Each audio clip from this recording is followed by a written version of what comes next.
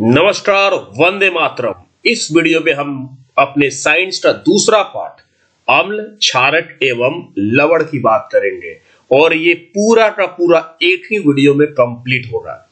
सबसे पहले हम अम्ल की चर्चा करेंगे जिसे हम अंग्रेजी में एसिड बोलते हैं। ठीक है, एसिड क्या है तो आपको बताना है कि अम्ल जो होता है वो स्वाद में जो होता है वो खट्टा होता है, पहला पॉइंट। दूसरा पॉइंट क्या है कि ये नीला लिटमस को लाल में बदल देता है। ठीक है, लिटमस क्या है ये हम आपको आगे बताएंगे। वैसे आप अपने दिमाग में बैठा लीजिए कि लिटमस एक सूचक है जो रंग में परिवर्तन के द्वारा यह बताता है कि कौन अम्लीय है और कौन क्षारीय है। ठीक है, तो लिटमस, नीले लिटमस को लाल में बदलने का काम कौन करता है तो वह अम्ल करता है। वैसे आप एक ट्रिक से याद रखेंगे जिसे आप बोलेंगे अनिल। अनिल का मतलब है कि अ से मतलब अम्ल है, नी से नीला है और ल से लाल, यानी कि अम्ल नीला को लाल में बदल देता है। ठीक है, अब हम आगे बढ़ेंगे। अगला पॉइंट है हमारा कि ये जलीय विलयन में हाइड्रोजन आयन, हाइड्रोजन आयन का मतलब होता है H+।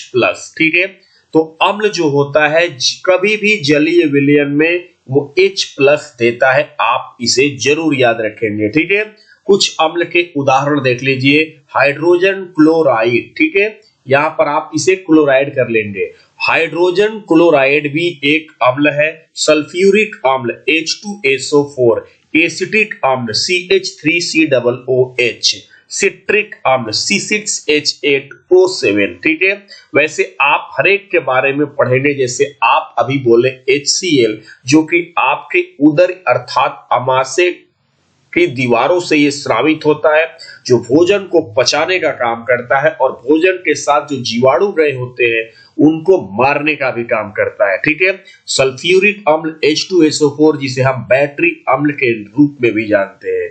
एसिटिक अम्ल CH3COOH जिसे हम कहते हैं कि ये सिरका में भी इस अम्ल का यूज होता है। ठीक है, और सिट्रिक अम्ल जिसे नींबू या संतरा में ये पाया जाता है। तो हम सारी चीजें एक एक करके बताने वाले हैं बच्चों। ठीक है, हम आगे बढ़ेंगे। अब विभिन्न खाद्य पदार्थ व उसमें पाए जाने वाले अम्ल, जैसे पहला संतरा में, तो संतरा में बच्चे अगर ये प्रश्न पूछा जाए कि कौन सा अम्ल पाया जाता है, आपका आंसर होनी चाहिए सिट्रिक अम्ल।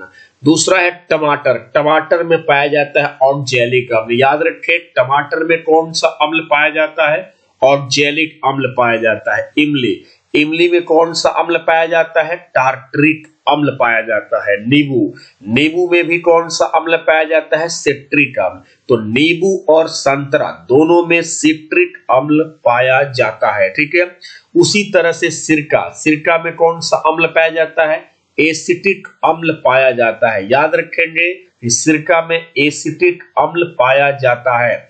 दही, दही में लैक्टिक अम्ल पाया जाता है। आप इन चीजों को जरूर प्रैक्टिस करेंगे। ठीक है, हम आगे बढ़ेंगे। अब कुछ अन्य बातों पर भी ध्यान देंगे। लाल चींटी के डंक में, लाल चींटी, ठीक है, ध्यान देना बच्चे, लाल चींटी के डंक में फार्मिक अम्ल होता है जिसे हम मिथेनोइक अम्ल के नाम से भी जानते हैं। उसी तरह से नेटल के पौधे के डंक में भी कौन सा अम्ल होता है, फार्मिक अम्ल होता है या मिथेनोइक अम्ल कहेंगे। ठीक है, नेटल एक जंगली पौधा है, इसके मात्र स्पर्श से ही डंक जैसा दर्द होता है और इसका इलाज करने के लिए डंक वाले स्थान पर ही डार्क काफी पौधे की पत्ती को रगड़ने से क्या होता है, आराम मिलता है। ठीक है, प्रबल अम्ल और दुर्बल अम्ल के बारे में भी जानने का प्रयास करते हैं। प्रबल अम्ल क्या होता है, कुछ अम्ल जो होते हैं वो जल में घुलकर पूर्णतः आयनित होते हैं, उसे हम कहेंगे प्रबल अम्ल। जैसे H2SO4 हाइड्रोक्लोरिक अम्ल। ठीक है,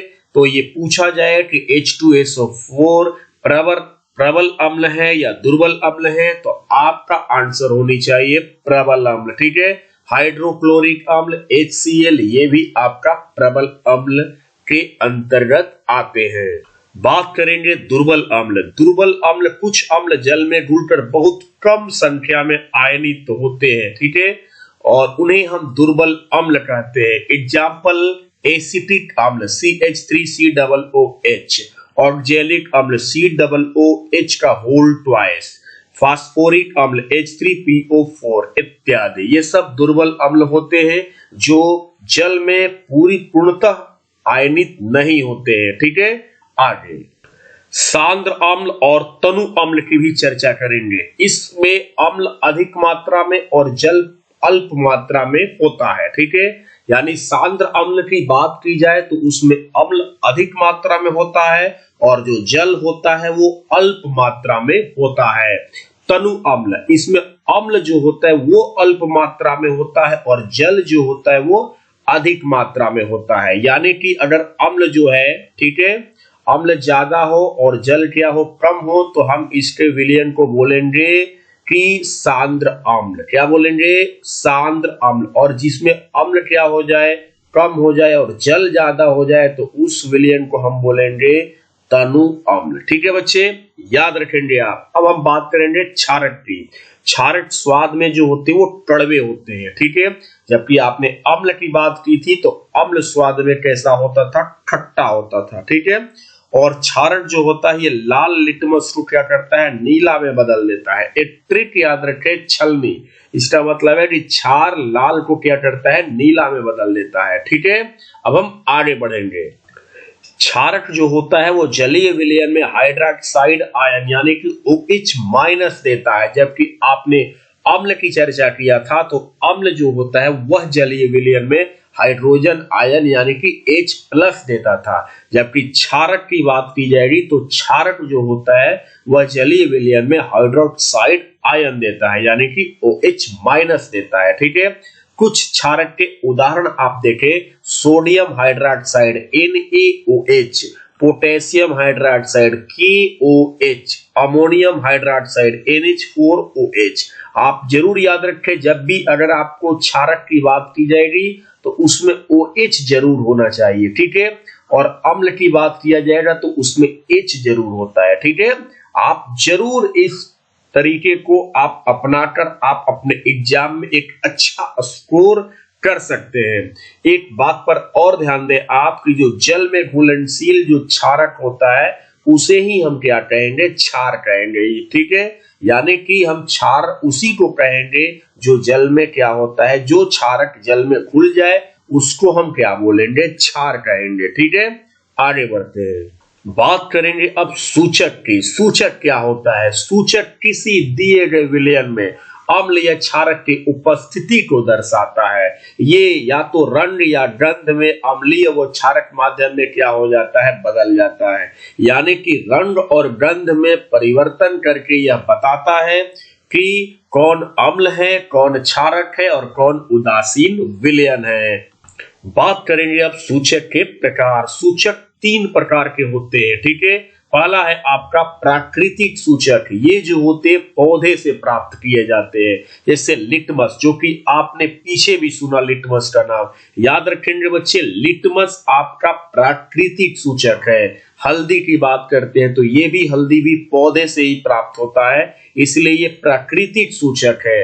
कृत्रिम सूचक या संश्लेषित सूचक जो होते हैं वो रसायनों के द्वारा उन्हें बनाया जाता है, जैसे फिनाल्फथेलीन है या मेथिल ऑरेंज है। इस बात को जरूर याद रखें कि सूचक 3 प्रकार के होते हैं। एक प्राकृतिक सूचक जो पौधे से प्राप्त होते हैं और एक कृत्रिम या संश्लेषित या मानव निर्मित सूचक जो रसायन के द्वारा फैक्ट्रियों में तैयार किए जाते हैं, जैसे फिनाल्फथेलीन हो गया और मेथिल ऑरेंज हो गया। ठीक है, अब हम आगे बढ़ेंगे। तीसरा आपका सूचक है गंधीय सूचक। ठीक है, जिन पदार्थों की गंध अम्लीय या क्षारक माध्यम में बदल जाए उसे हम गंधीय सूचक कहते हैं, जैसे प्याज का रस, लवण का तेल, ये सब गंधीय सूचक में आते हैं। तो मैं अगर आपसे प्रश्न करूं कि सूचक क्या होता है तो आपका आंसर होनी चाहिए कि सूचक वह पदार्थ है जो अपने रंग या गंध में परिवर्तन करके अम्लीय, क्षारीय और उदासीन विलयन की पहचान करता है। ठीक है, सूचक कितने प्रकार के होते हैं? तो सूचक 3 प्रकार के होते हैं। एक आपका मानव निर्मित, दूसरा आपका प्राकृतिक और तीसरा आपके सामने है गंधीय सूचक। ठीक है, आगे अम्ल व क्षारकों के रासायनिक गुण की भी चर्चा हम करेंगे। अब पहला गुण, हम 5 ऐसे अम्ल व क्षारकों के रासायनिक गुणधर्म को देखेंगे। ठीक है, तो पहला गुणधर्म क्या है कि धातु की अम्ल व क्षारक के साथ अभिक्रिया। तो यहां पर आपका पहला स्टार आया है अम्ल के साथ, और यहां पर जो दूसरा स्टार आया है वो क्षारक के साथ। तो अम्ल जो होता है वो धातु के साथ अभिक्रिया करके लवण और हाइड्रोजन गैस देता है। ठीक है, जैसे अम्ल में हमने एक एग्जांपल लिया है HCl, जिसे हम कहते हैं हाइड्रोजन क्लोराइड। ठीक है, या हाइड्रोक्लोरिक अम्ल। और धातु में हमने Zn लिया है जिसे हम जिंक बोलते हैं। ठीक है, और लवण क्या बना है, तो जिंक हाइड्रोजन को विस्थापित कर दिया है तो H2 गैस की प्राप्ति हुई है। ठीक है, और प्लस में यहां पर क्या बना है, जिंक क्लोराइड। ठीक है, तो अम्ल धातु से अभिक्रिया करके लवण और हाइड्रोजन गैस देता है। ठीक है, अब आप चेक करेंगे कि ये संतुलित है कि नहीं है। तो आप जब इस समीकरण को देख रहे हैं कि संतुलित है कि नहीं है, तो पता चल रहा है कि Cl जो है समीकरण के यानी तीर चिन्ह के दाएं और जो क्लोरीन परमाणुओं की संख्या है वो 2 है। ठीक है, जबकि यहां पर बाएं साइड में एक ही है, तो हम यहाँ पर 2 लिख देंगे।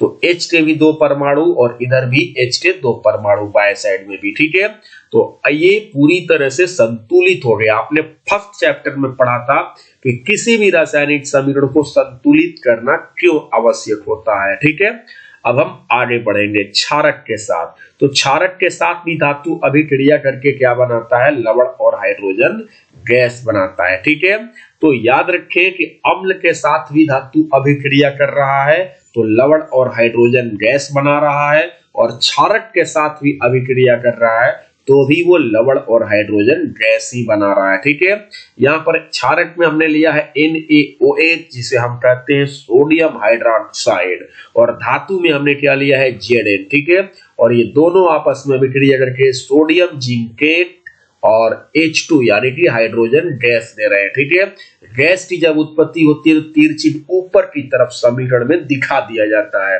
तो आपने इस स्लाइड से क्या समझा, आपने बस इतना समझा कि धातु हो चाहे अम्ल हो चाहे क्षारक हो, ठीक है, वो धातु के साथ अभिक्रिया करके लवण और हाइड्रोजन गैस ही बना रहे हैं। ठीक है, आगे दूसरा अभिक्रिया हम पढ़ेंगे कि अम्ल व क्षारक की धातु कार्बोनेट व धातु बाई कार्बोनेट के साथ अभिक्रिया। तो पहला पॉइंट आप ध्यान देंगे यहां, और दूसरा यहां पर। तो अम्ल जो होता है वो धातु कार्बोनेट के साथ अभिक्रिया करता है तो लवण कार्बन डाइऑक्साइड और प्लस जल देता है। ठीक है, आप समीकरण को संतुलित करने का प्रयास स्वयं करेंगे। अम्ल की जगह पर हम HCl लिए हैं और धातु कार्बोनेट के जगह पर हम Na2CO3 की बात हमने किया है। ठीक है, कार्बोनेट जब भी आए बच्चे CO3 वहां पर आपको दिखना चाहिए, और ये बनाता है NaCl लवण कार्बन डाइऑक्साइड CO2 और प्लस में H2O। ठीक है, उसी तरह से अम्ल जो होता है धातु के बाई कार्बोनेट के साथ भी अभिक्रिया कर रहा है तो लवण कार्बन डाइऑक्साइड और जल ही बना रहा है। ठीक है, तो हमें इसको याद कर लेनी है कि अम्ल धातु के कार्बोनेट के साथ अभिक्रिया करे या अम्ल धातु के बाई कार्बोनेट के साथ अभिक्रिया करे।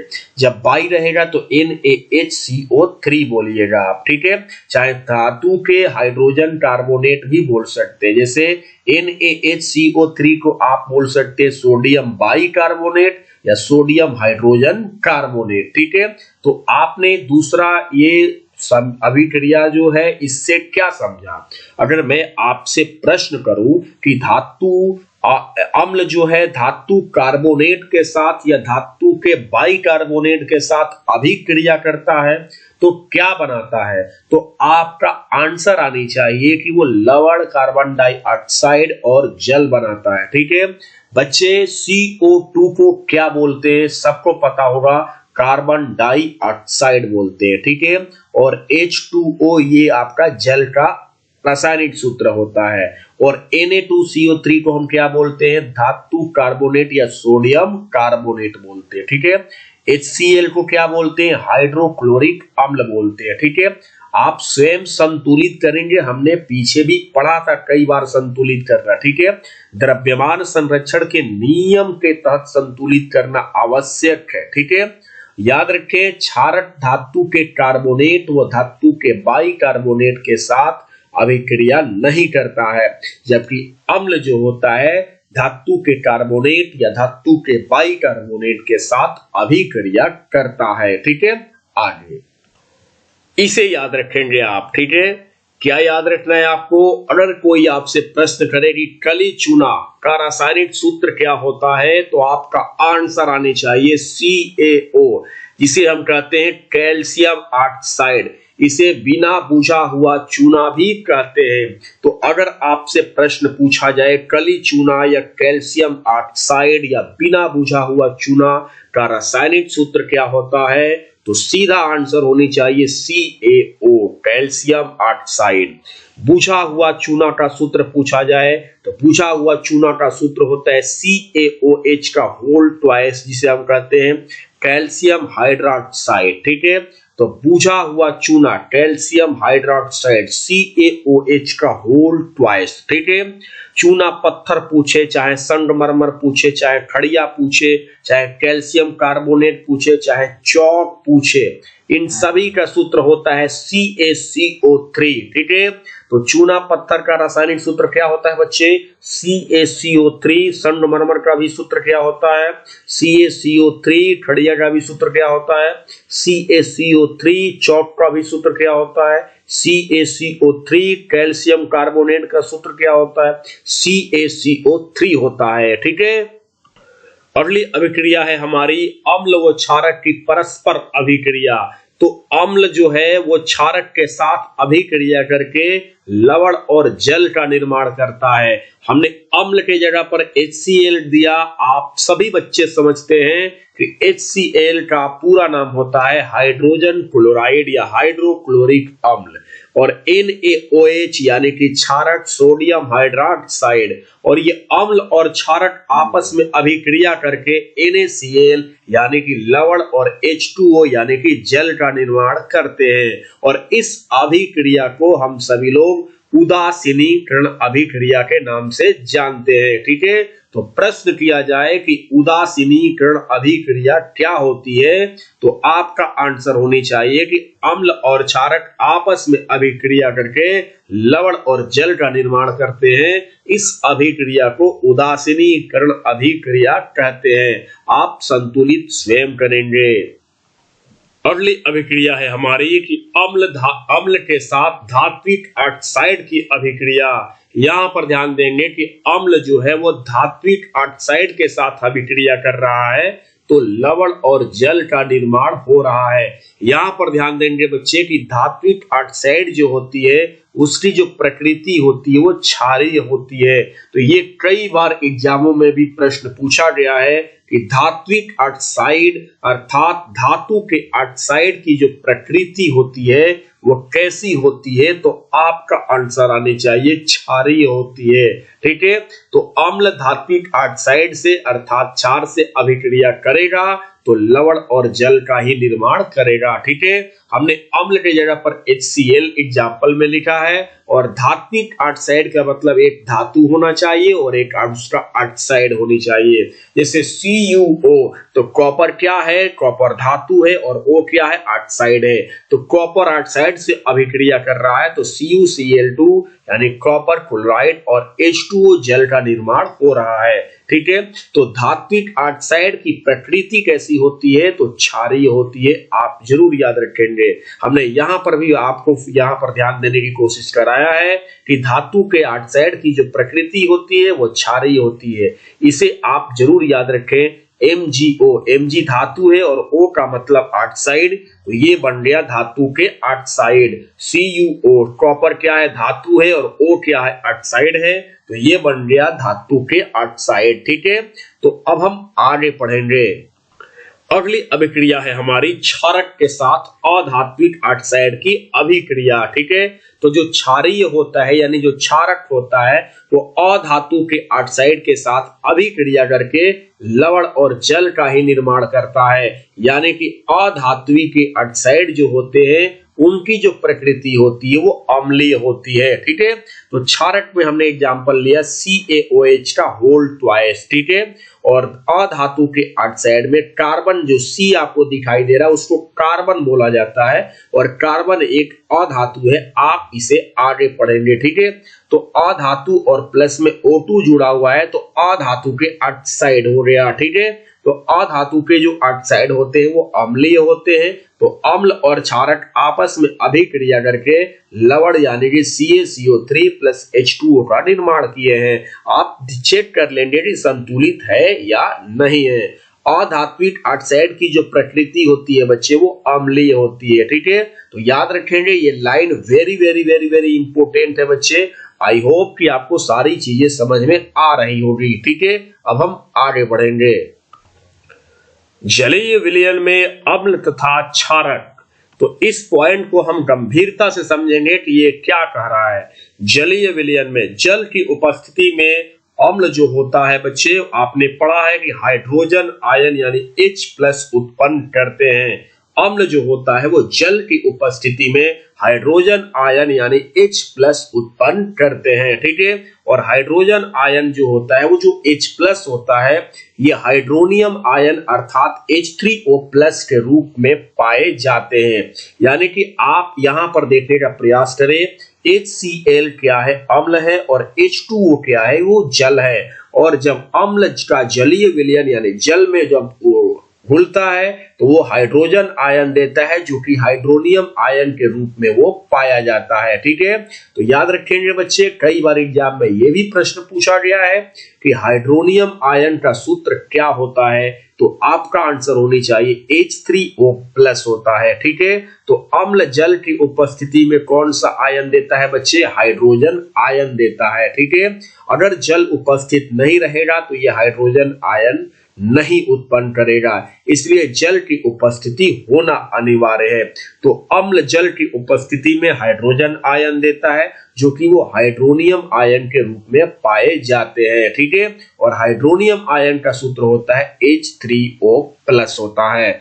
आगे हम बात करेंगे अब क्षारक की। क्षारक जल की उपस्थिति में हाइड्रोक्साइड आयन अर्थात OH- देता है। जैसे NaOH ये आपका क्षारक है, सोडियम हाइड्रोक्साइड। ठीक है, और जब ये जल में घुलता है तो Na+ हो जाता है और OH- बनता है। यानी कि क्षारक जल की उपस्थिति में हाइड्रोक्साइड आयन देता है। ठीक है, याद रखेंगे जब अम्ल की बात करेगा तो हाइड्रोजन आयन की होगा, और जब क्षारक की बात करेगा तो OH- की बात होगी। ठीक है, जल के साथ अम्ल व क्षारक मिलाते समय सावधानियां, हमेशा अम्ल व क्षारक को ही जल में धीरे धीरे मिलाना चाहिए। जैसे इस आकृति में देखिए, ये अम्ल पूरी तरह से भरा हुआ है और एक बंदा इसमें पानी डाल रहा है। ये जो प्रक्रिया है ये बिल्कुल ही क्या है, गलत है। जबकि यहाँ पर पानी से ये टैंक भरा हुआ है और इसमें अम्ल धीरे धीरे डाला जा रहा है, ये सही है। जबकि ऊपर वाला जो है ये बिल्कुल ही गलत है। इसलिए यहाँ पर लिखा है कि अम्ल व क्षारक को जल में धीरे धीरे मिलाना चाहिए, और यह प्रक्रिया बहुत ऊष्माक्षेपी होती है। अगर आप पहला वाला प्रक्रिया को अपनाते हैं तो पूरे अम्ल में ज्यों ही पानी डालेंगे ये ऊष्मा बहुत ज्यादा मात्रा में निकलेगा, जिससे आपका हाथ मुंह जल सकता है। ठीक है, इसलिए यह प्रक्रिया ऊष्माक्षेपी होती है। ऊष्माक्षेपी अभिक्रिया वैसी अभिक्रिया होती है जिसमें ऊष्मा उत्पन्न होता है। ठीक है, इसलिए ऐसा करना चाहिए कि हमको पानी में ही अम्लीय क्षार को मिलाना चाहिए, और उस पात्र को, उस बर्तन को लगातार क्या करते रहना चाहिए, हिलाना चाहिए। ठीक है, आगे बात करेंगे अब अम्लों व क्षारकों की प्रबलता के बारे में। किसी भी अम्ल की प्रबलता उसके द्वारा उत्पन्न हाइड्रोजन आयन यानी कि H+ पर निर्भर करती है।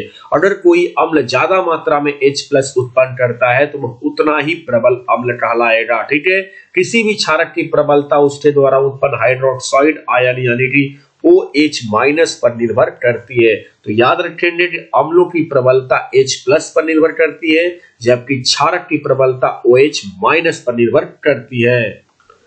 किसी भी विलयन में अम्ल या क्षारक की प्रबलता ज्ञात करने के लिए सार्वत्रिक सूचक, ठीक है, सार्वत्रिक सूचक का उपयोग किया जाता है। सूचक के बारे में हमने थोड़ी देर पहले ही आपको चर्चा किया था कि सूचक वह सूचक सूचित करता है, आप ऐसे कह सकते हैं, सूचक वह पदार्थ है जो अपने रंग में या गंध में परिवर्तन करके यह बताता है कि कौन अम्ल है, कौन क्षारक है और कौन लवण है। तो सार्वत्रिक सूचक का उपयोग किया जा रहा है अम्ल या क्षारक की प्रबलता ज्ञात करने के लिए। सार्वत्रिक सूचक क्या है बच्चे? तो यह अनेक सूचकों का क्या होता है? मिश्रण होता है। इस बात को याद रखेंगे। सार्वत्रिक सूचक किसी विलयन में हाइड्रोजन आयन की विभिन्न सांद्रता को विभिन्न रंगों में क्या कर देता है? परिवर्तित या प्रदर्शित करता है। तो याद रखेंगे कि सार्वत्रिक सूचक जो होता है वो अनेक सूचकों का मिश्रण होता है। अगर कोई आपसे ये प्रश्न करे कि सूचक क्या होता है, तो भी आप जवाब दीजिए सूचक सूचित करता है अपने रंग में और गंध में परिवर्तन के द्वारा कि कौन अम्लीय है, कौन क्षारीय है और कौन उदासीन विलयन है। ठीक है, आगे अब हम बात करने वाले हैं पीएच स्केल, जिसे हम पोटेंशियल ऑफ हाइड्रोजन या पावर ऑफ हाइड्रोजन या पुशांस ऑफ हाइड्रोजन के नाम से भी जानते हैं।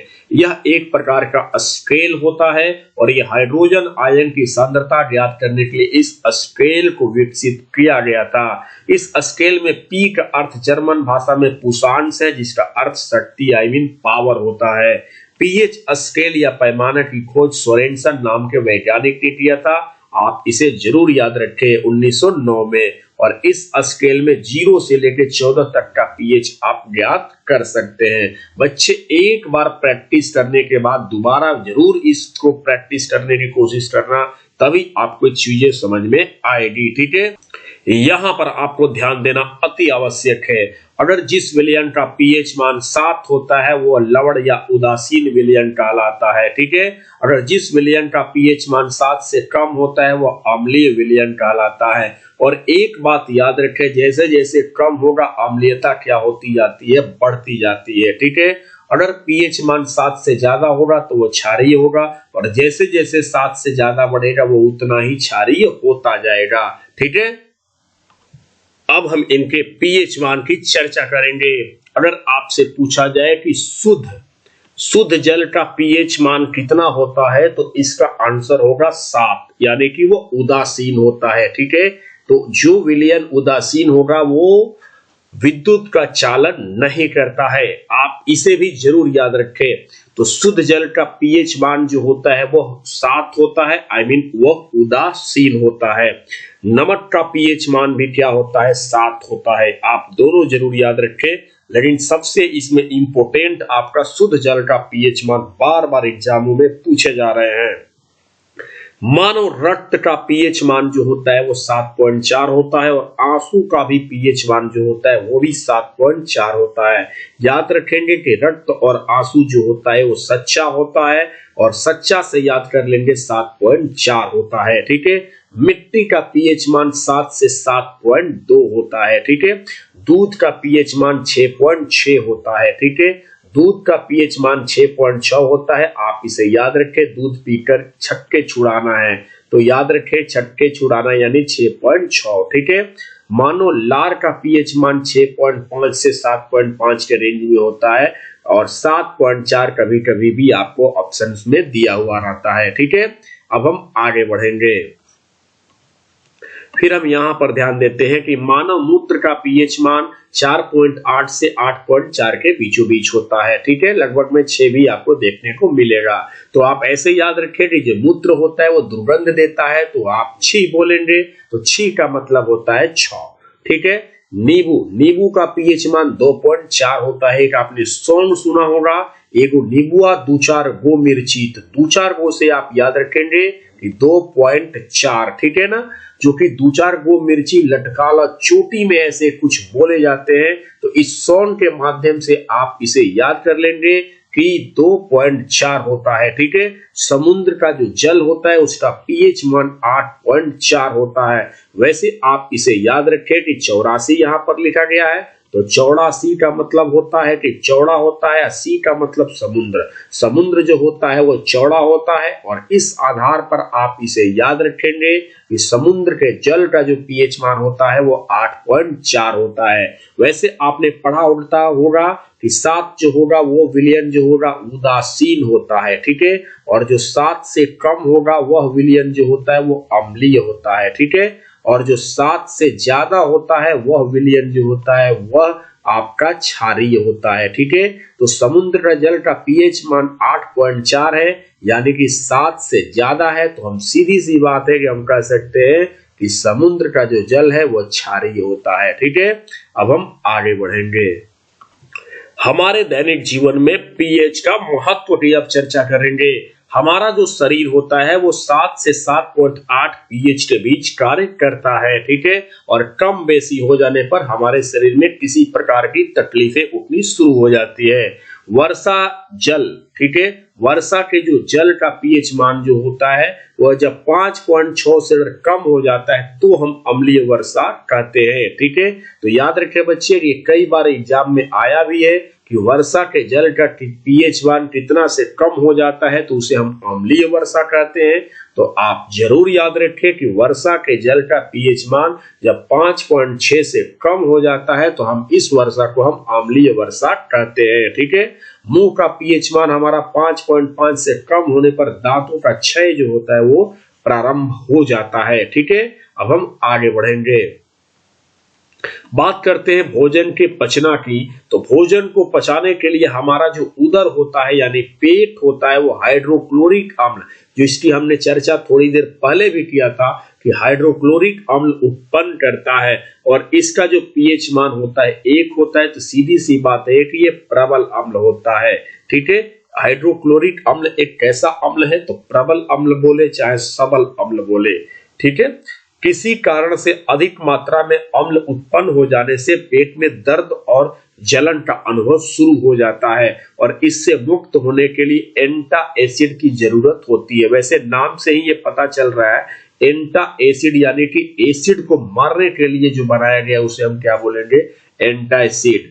तो एसिड को कौन मार सकता है, वो तो क्षार ही मार सकता है ना। तो एंटासिड में जैसे एक आप दुर्बल ये भस्म यानी कि क्षार का नाम सुनेंगे, मिल्क ऑफ मैग्नीशिया MgOH का होल ट्वाइस, ठीक है।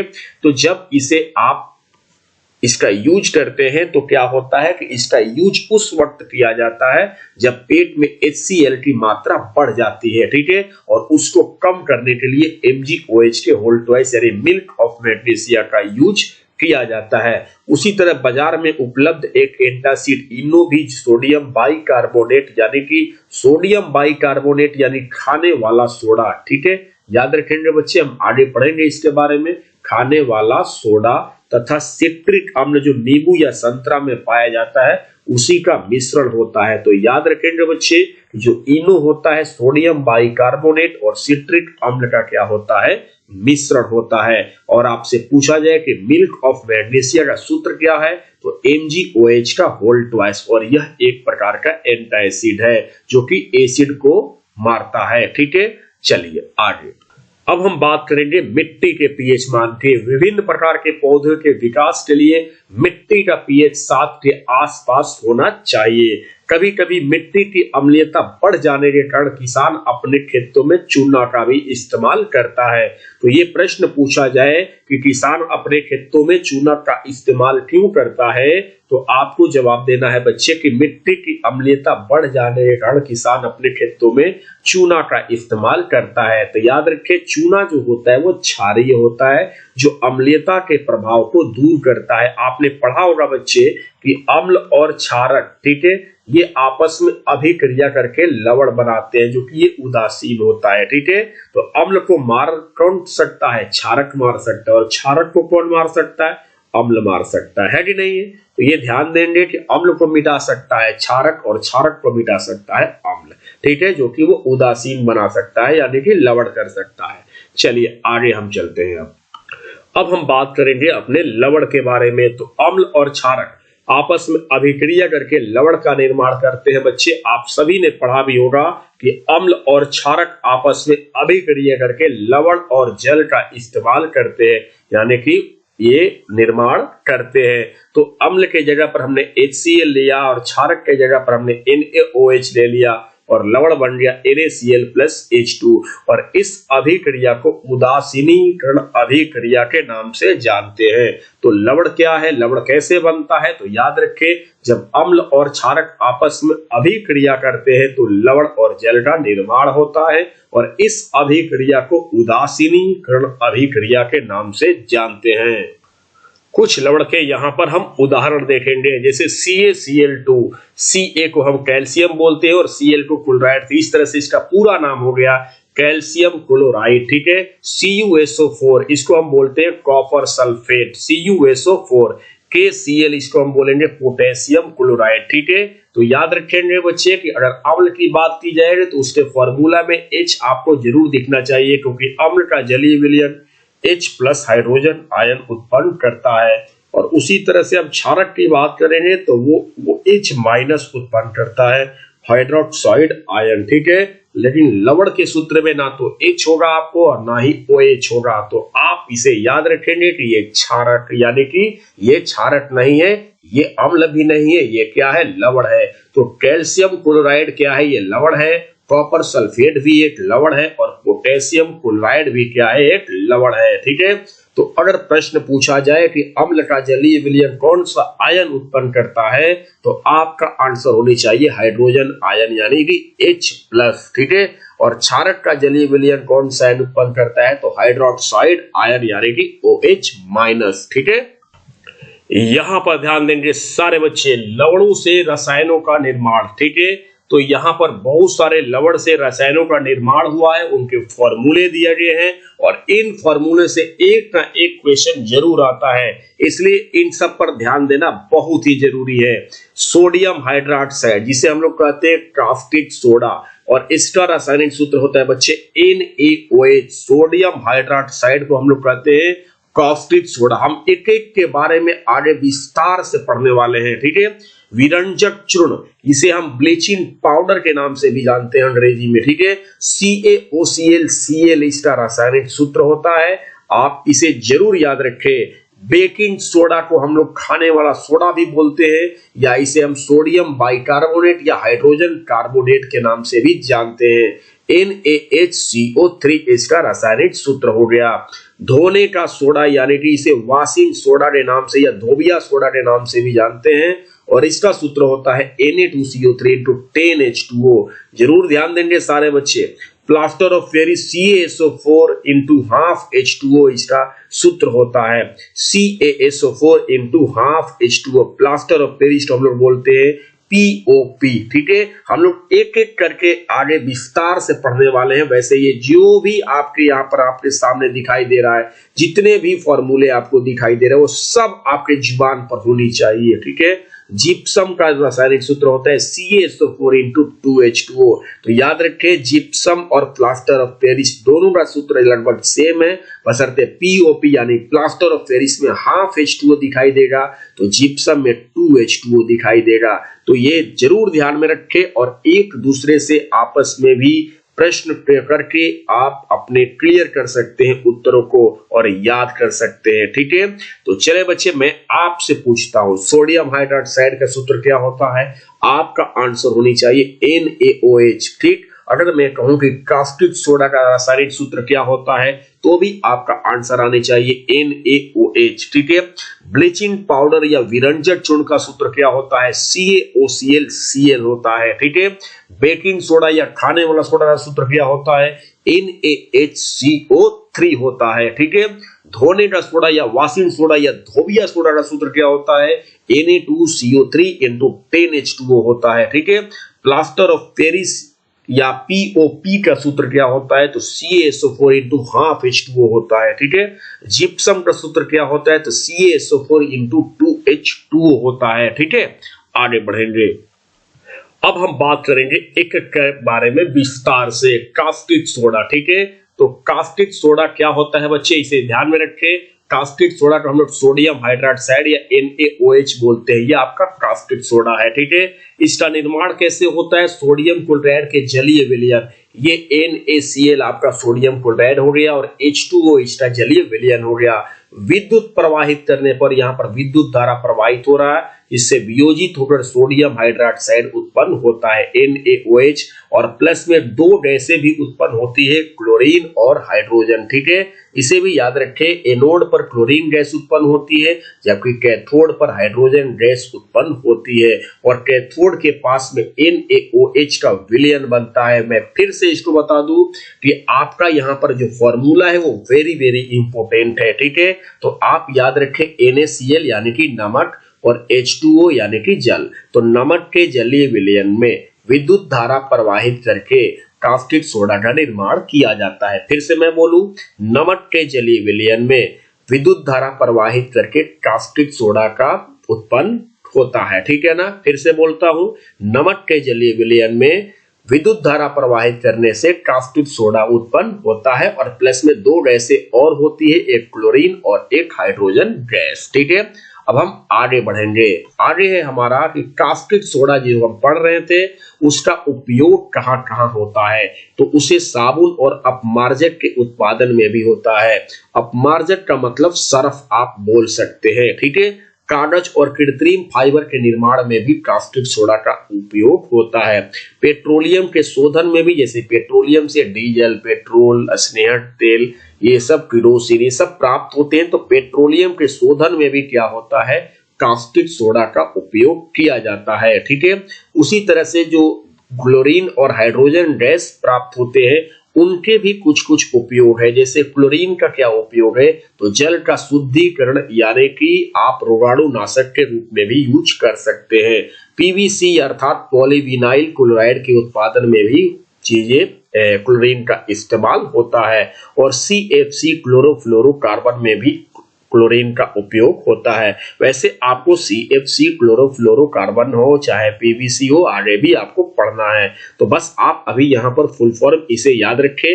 PVC का फुल फॉर्म होता है पॉलीविनाइल क्लोराइड और CFC का फुल फॉर्म होता है क्लोरोफ्लोरोकार्बन। ठीक है, अब हम आगे बढ़ेंगे और आगे है लास्ट हमारा हाइड्रोजन का उपयोग। ठीक है, तो हाइड्रोजन का उपयोग ईंधन के रूप में भी किया जाता है, और वनस्पति तेलों से घी के निर्माण में भी हाइड्रोजन का उपयोग किया जाता है, और अमोनिया निर्माण में भी क्या होता है, हाइड्रोजन का उपयोग किया जाता है। ठीक है, अब हम आगे बढ़ेंगे। तो अगला है हमारा विरंजक चूर्ण, जिसे हम ब्लीचिंग पाउडर भी बोलते हैं। ठीक है, इसका सूत्र होता है CaOClCl, या आप इसे बोल सकते हैं CaOCl2। ठीक है, आप जब इसे कोष्ठक को हटाएंगे तो Cl2 हो जाएंगे, इसलिए Cl2 लगा हुआ है। ठीक है, तो ये रहा आपका ब्लीचिंग पाउडर। ठीक है, आपको बोलना कैसे है, ये जो आपका जो सूत्र है CaOH का होल ट्वाइस का, ये बुझा हुआ चूना का सूत्र है। आप तमाम बच्चों को हमने बार बार पढ़ाया है कि CaOH का होल ट्वाइस जो है ये बुझा हुआ चूना का सूत्र होता है,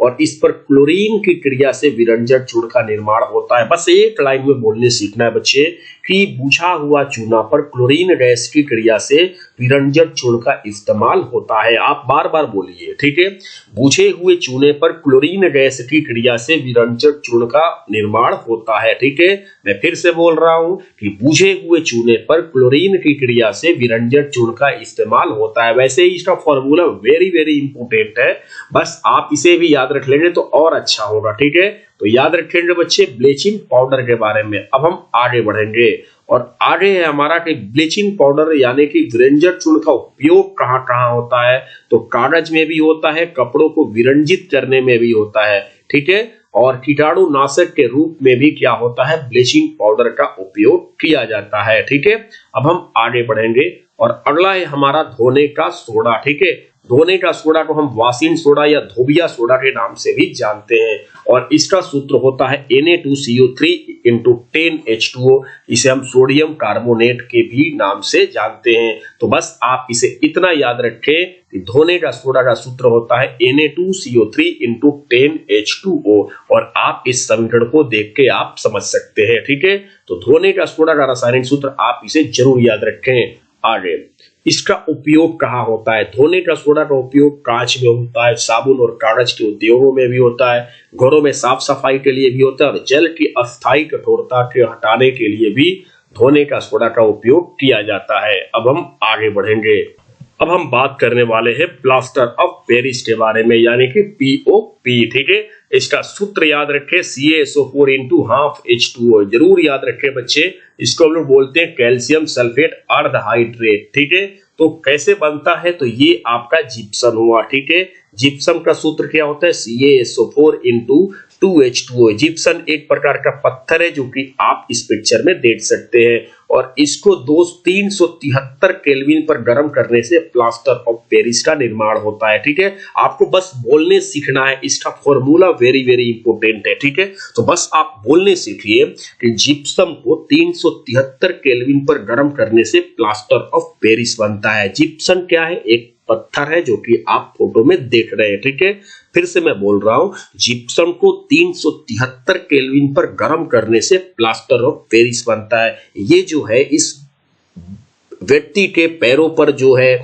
मोच आई है, जिससे ये क्या हुआ है कि ये प्लास्टर ऑफ पेरिस के द्वारा इसको ठीक किया जा रहा है। ठीक है, तो आप इसे याद रखें कि टूटी हुई हड्डियों को सही जगह पर स्थिर करने के लिए भी प्लास्टर ऑफ पेरिस का इस्तेमाल किया जाता है। ठीक है, यहाँ पर उपयोग में आपने देखा कि टूटी हुई हड्डियों को सही जगह स्थिर रखने के लिए भी प्लास्टर ऑफ पेरिस का इस्तेमाल होता है, और खिलौने और सजावट का सामान बनाने में भी प्लास्टर ऑफ पेरिस का उपयोग होता है, और दीवार की सतह को चिकना बनाने में भी प्लास्टर ऑफ पेरिस का उपयोग होता है। अब हम आगे बढ़ेंगे। अब हम बात करने वाले हैं क्रिस्टलन का जल के बारे में। ठीक है, तो लवण के सूत्र इकाई में जल के निश्चित अणुओं की संख्या को क्रिस्टलन का जल कहते हैं। ठीक है, जैसे आप यहां पर देख रहे हैं CuSO4 इंटू 5H2O, जिसे हम कॉपर सल्फेट भी कहते हैं। और इसमें अगर ये पूछा जाए कि कॉपर सल्फेट के एक सूत्र इकाई में जल के निश्चित अणुओं की संख्या क्या है, या क्रिस्टलन के जल क्या है, तो इसका आंसर होगा 5H2O। ठीक है, तो यह ध्यान दें कि CuSO4 इंटू 5H2O यानी कि कॉपर सल्फेट, इसे हम तूतिया के नाम से भी जानते हैं। ये ध्यान में रखना, अगर ये पूछा जाए कि तूतिया का सूत्र क्या होता है, तो इसका आंसर होगा CuSO4 इंटू 5H2O। ठीक है, तो लवण के सूत्र इकाई में जल के निश्चित अणुओं की संख्या को क्रिस्टलन का जल कहते हैं। जैसे यहाँ पर आप पीओपी का सूत्र देख रहे हैं, CaSO4 इंटू हाफ H2O, तो यहाँ पर आपके क्रिस्टलन के जल का अणुओं की संख्या हाफ H2O है। ठीक है, और जिप्सम का सूत्र होता है CaSO4 इंटू 2H2O, तो यहाँ पर 2H2O है। ठीक है,